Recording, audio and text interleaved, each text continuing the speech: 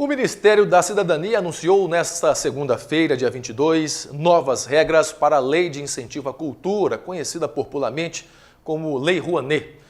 Essas mudanças incluem o abandono desse segundo nome na comunicação oficial do governo. Essa lei foi criada em 1991 e, na prática, autoriza produtores culturais a buscarem investimento privado para financiar iniciativas culturais. As mudanças foram anunciadas pelo ministro Osmar Terra em um vídeo divulgado nas redes sociais da pasta e devem ser publicadas em uma instrução normativa. A principal alteração é a queda do valor máximo por projeto inscrito, dos atuais R$60 milhões para R$1 milhão. O valor máximo por empresa do setor cultural, que também era de R$60 milhões, passa para R$10 milhões. Isso significa que, por ano, uma única empresa não pode ultrapassar os R$10 milhões captados no somatório de todos os seus projetos. Essas regras não se aplicam a projetos de restauração de patrimônio tombado, construção de teatros e cinemas em cidades pequenas e também planos anuais de entidades sem fins lucrativos, como museus e também como orquestras.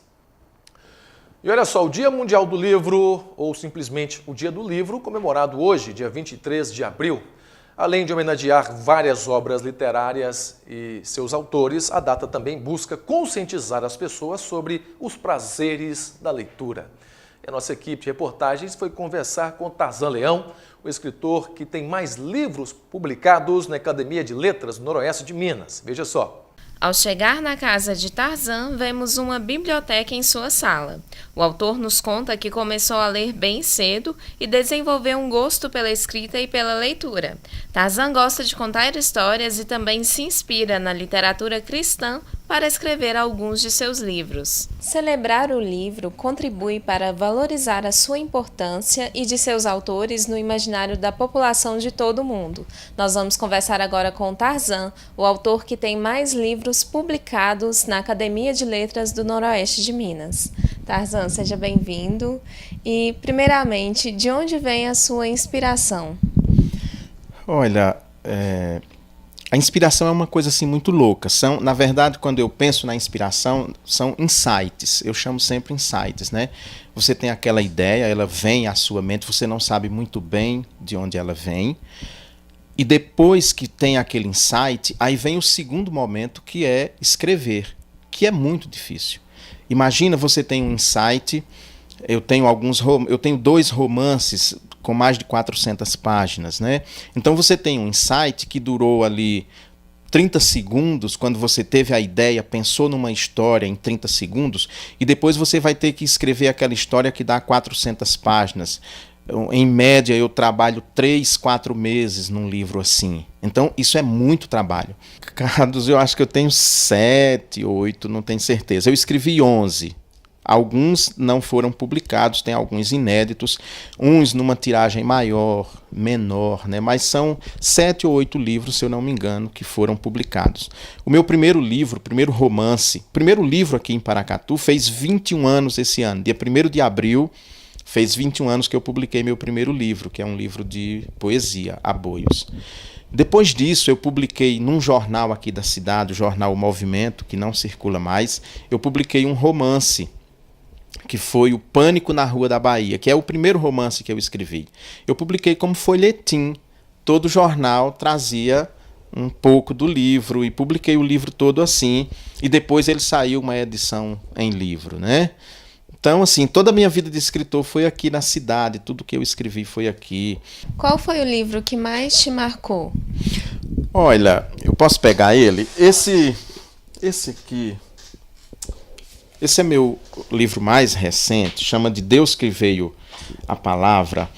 Ele me marcou muito porque é um livro com textos muito curtos. Eu pego versículos da Bíblia, um versículo, e escrevo um texto rápido sobre aquele versículo, sempre trazendo para o cotidiano, porque a Bíblia, ela é algo que é para se trazer para o cotidiano. Então, minha ideia sempre foi essa, para o cotidiano. Esse livro, então, tem essa. Na área de não ficção, eu citaria esse, de Deus que Veio a Palavra, que foi o último livro que eu publiquei, né?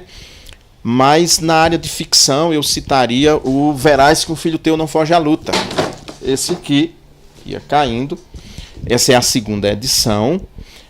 Já é um livro que fica em pé, né? Livro que fica em pé, você tem que respeitar. Como escritor, como você vê essa relação com a tecnologia que os jovens têm hoje? Porque, de certa forma, a tecnologia acaba afastando os jovens, né, da literatura. Olha, nós vivemos o que nós chamamos nós chamamos isso de paradoxo. Em teologia, chamamos paradoxo. O seguinte, nunca se leu tanto como se lê hoje. Nunca se leu tanto como se lê hoje. No entanto, nunca se leu tão pouco como hoje. Por isso que é um paradoxo, porque uma ideia contradiz a outra. Ou seja, por causa das redes sociais, dos smartphones da vida, hoje todo mundo tem um smartphone que fica usando as redes sociais para se comunicar, para ler. O problema, por isso que eu digo que nunca se leu tão pouco, né, ao mesmo tempo que se leu muito, todo mundo lê, todo mundo tem acesso, mas são textos muito curtos. Imagina que tem um aplicativo que só são 140 caracteres para você se comunicar, né? Você ler ou escrever. Então as pessoas leem, usam linguagem muito truncada, quase um subdialeto hoje, né? Tanto que as pessoas que não são muito afeitas às tecnologias têm dificuldade de entender o que um jovem conversa, o que ele usa de sigla, de símbolo, né?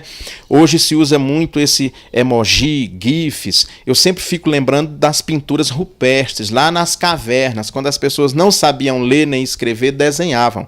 Então nós estamos fazendo um caminho de volta, lá para as cavernas. Porque as pessoas, você diz alguma coisa para uma amiga sua, tal.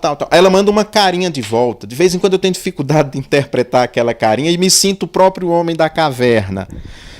Então, lê muito, mas essa linguagem truncada. Lê pouco porque a literatura densa, forte, a literatura dos livros clássicos, essa praticamente as pessoas não conhecem. Hoje, lendo muito teologia, né, leio mais teologia do que ficção, mas já li muito ficção, e acho que tudo isso é fundamental, importantíssimo para a vida de qualquer pessoa, para a formação do caráter e da consciência crítica.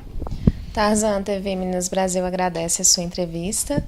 Esperamos estar contribuindo para a cultura e agora vamos retornar ao estúdio.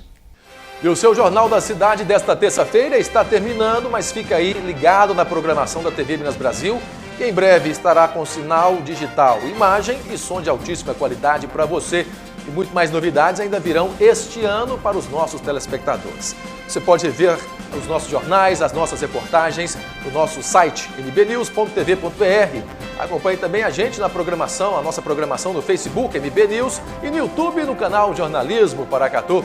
Outras notícias hoje às 7 da noite no Minas Brasil Notícias. Obrigado pela sua atenção, pela sua companhia e até o nosso próximo encontro. Tchau, tchau.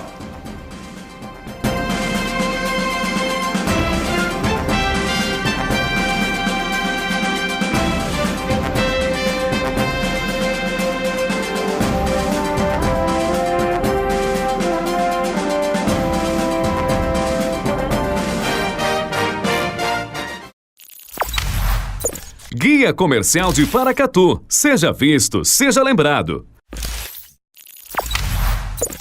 Dinâmica Móveis e Papelaria, tudo em artigos de papelaria e uma linha completa em móveis para escritório. Rua Joaquim Murtinho, Centro, 3671-6389. Clínica Provida, especialidades médicas. A sua saúde é a nossa prioridade. Rua Doutor Almir Laor, Porto Adjuto, 540. Jockey Clube, 3671-1508. Fábrica de Biscoitos Vó Maria, biscoitos, bolos, pão de queijo e muito mais. Rua Salgado Filho, 147, Bela Vista, 3671-3566. Pamag Pré-Moldados, qualidade em primeiro lugar. Rua da Contagem, bairro Paracatuzinho, fone 38-3671-1032. Autoelétrica do Newton, baterias, peças e serviços em geral. Rua São Vicente, 359 Centro, 3671-3809. Cantina da Benta oferece para você o melhor da comida caseira com o melhor preço. Aliamos sabor e qualidade em um cardápio balanceado para suas refeições. O lugar certo para você e sua família. Trabalhamos com self-service no quilo ou à vontade. Venha experimentar. Servimos marmitex para empresas. Cantina da Benta, 3671-3714. Rua Boa Vista, 1262, Bela Vista, ao lado da rodoviária.